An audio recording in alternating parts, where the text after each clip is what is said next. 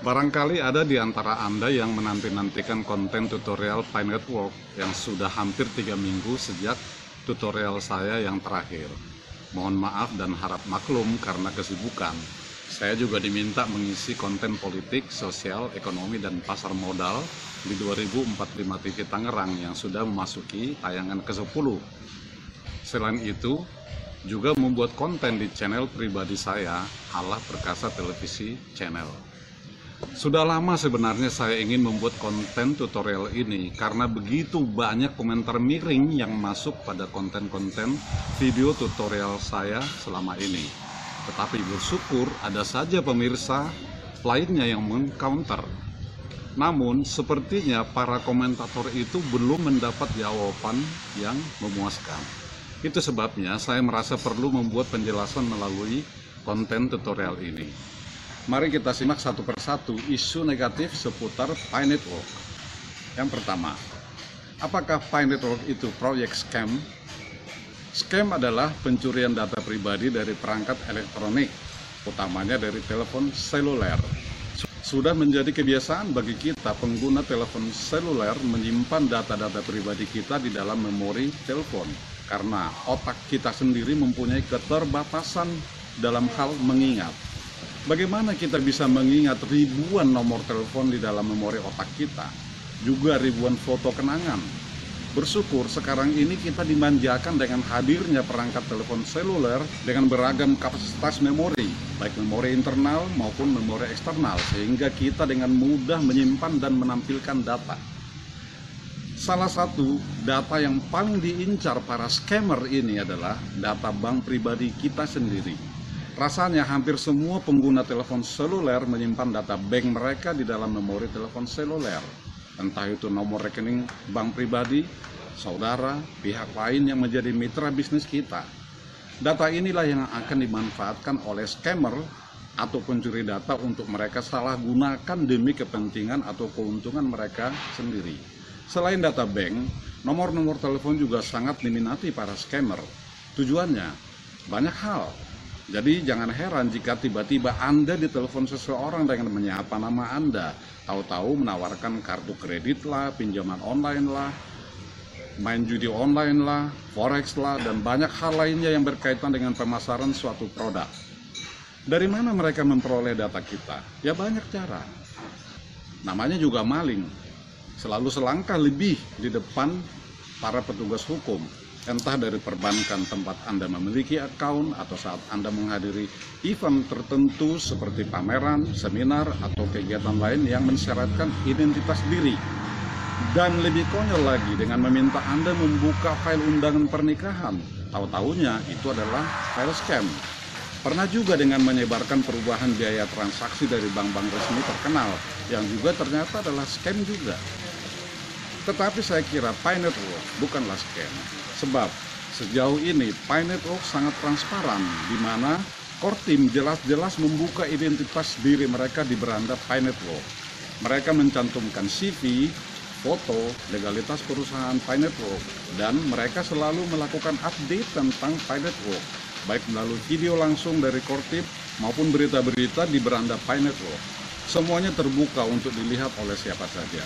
Selain itu, core team Pi Network juga selalu mengingatkan agar kita, para pionir, untuk menjaga kerahasiaan data pribadi kita, khususnya wallet passphrase dan password Pi Network. Lagi pula, apa pentingnya data pribadi kita bagi mereka? Para pionir kan tidak semuanya orang penting. Bahkan, Pi Network ini justru ditujukan bagi everyday people atau orang awam seperti Anda dan saya. Apa manfaat data pribadi seorang pionir yang berprofesi sebagai buruh bangunan atau pemulung bagi seorang Nicholas Kokalis yang notabene adalah profesor di Stanford University? Nicholas ini adalah mitra kerja Elon Musk, yang orang terkaya dunia, yang pemilik pabrik mobil Tesla dan pesawat antariksa SpaceX. Yang kedua, Pi Network membohongi pionir dunia demi mendapatkan iklan? Memang sih, jika berpikir dari segi iklan, ya masuk akal juga. Ada komentator yang mengatakan core team sudah memperoleh ratusan juta dolar dari iklan setiap kali pionir men-tap Pi Network dalam 1 kali 24 jam. Tetapi kan mereka juga butuh dana untuk membiayai operasi Pi Network ini. Core team itu bukan sinterklas loh. Proyek Pi Network membutuhkan biaya yang sangat besar. Apa iya Anda mau jika diminta urunan untuk turut mendanai? Kan nggak juga. Lagi pula kepada kita para pionir kan diberi opsi atau pilihan. Anda mau ada iklan? Ya silakan dicentang. Tidak mau juga? Ya tidak apa-apa. Core team Pi Network itu cukup fair kok. Yang ketiga, Pi Network itu halusinasi. Ini komentar yang paling lucu bagi saya. Come on brother, buat apa Core team menghalusinasi dunia? Buat apa mereka menciptakan blockchain milik Pi Network sendiri berbasis Web3? Emang gampang apa membuat algoritma serumit itu? Yang keempat, mengapa sampai sekarang Pi Network belum open mainnet? Menciptakan cryptocurrency atau mata uang digital itu tidak semudah membalikkan telapak tangan. Perlu waktu sekurang-kurangnya 5 tahun dalam mempersiapkan infrastruktur berupa berbagai ekosistem penunjang.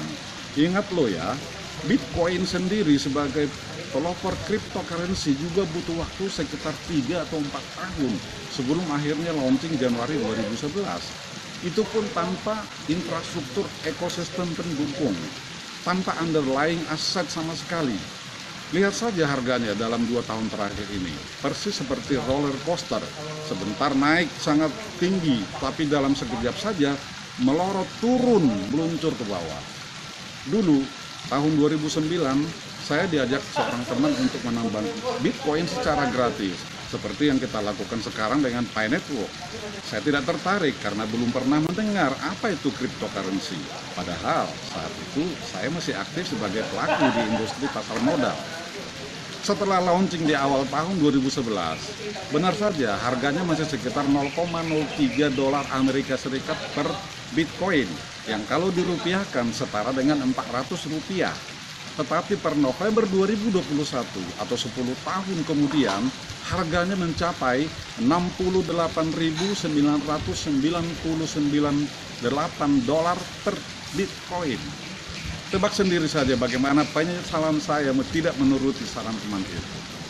Memang sih, salah satu pertimbangan saya tidak mengikutinya adalah komputer yang dipergunakan untuk menambang Bitcoin itu harus memiliki spesifikasi khusus yang harganya sekitar 35 juta rupiah di luar uninterruptible power supply atau UPS untuk menghindari listrik PLN mati, dan air conditioner sebanyak 2 unit yang untuk dinyalakan bergantian selama 24 jam tanpa henti. Total biaya untuk menambang Bitcoin sekitar 50 juta untuk sesuatu hal yang belum jelas juntrungannya.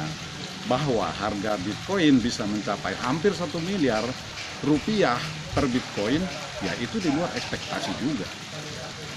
Bitcoin dan Pi Network itu sangatlah berbeda. Jika Bitcoin tidak memiliki underlying aset, maka Pi Network memilikinya. Simak video tutorial saya berjudul Pi Network memiliki underlying aset, kripto konvensional tidak, agar kita tidak perlu membahasnya lagi. Salah satu perbedaan mendasar adalah Bitcoin ditambang gratis, namun harus membutuhkan komputer dengan spesifikasi tinggi. Maka Pi Network juga ditambang gratis, tetapi cukup dengan menggunakan smartphone, di mana hampir semua pengguna Android dan iPhone memilikinya. Kita jangan juga skeptis terhadap perkembangan teknologi yang semakin canggih dan memudahkan penggunanya. Banyak orang mentertawakan para pionir dengan mengatakan, tanda kutip ya, berhenti halusinasi dong, mau kaya kok cuma melalui handphone, sambil menaruh emoticon mengejek. Ironisnya, mereka juga masih menambang Pi Network. Bahwa sampai sekarang Pi Network belum juga open mainnet, ya bersabarlah. Dulu saya pernah memperkirakan open mainnet akan terjadi di tahun 2023 ini juga. Tetapi rasanya perkiraan saya akan meleset. Barangkali nanti di tahun 2024 setelah genap 5 tahun Pi Network diaktifkan pada operating system Android tahun 2019. Semoga video tutorial ini dapat menjawab isu-isu negatif di seputar Pi Network. Dan kepada Anda yang sering berkomentar miring atau nyinyir, gampang aja sebenarnya. Cukup berhenti saja dari Pi Network. Ada fasilitas untuk berhenti di beranda. Agar apa? Ya agar Picoin Anda ditambang oleh pioner setia lainnya. Tidak ada kerugian finansial, sebab mendaftar di Pi Network tidak dipungut biaya Rp1 pun. Di mana kerugian finansial Anda? Kan nggak ada. Oh ya, agak sedikit melenceng. Sebagai informasi bagi Anda, apabila ada anggota keluarga, kerabat maupun kenalan yang menderita sakit penyakit seperti kanker, kelebihan berat badan atau obesitas, darah tinggi, jantung, diabetes, baik yang masih ringan maupun yang sudah parah sampai gangren, prostat, tumor jinak maupun ganas, sulit memiliki keturunan atau anak, stroke, ginjal, hingga menjalani cuci darah, sakit tulang dan persendian, asam lambung akut, dan berbagai jenis penyakit lainnya, silakan menghubungi WhatsApp 0896 6668 8011. Saya ulangi, 0896 6668 8011. Saya bukanlah seorang dokter atau ahli kesehatan, juga bukan dukun. Akan tetapi, barangkali saja saya bisa memberi solusi. Semoga. Sampai jumpa pada konten tutorial berikutnya. Keep mining, Pioneer. Bye.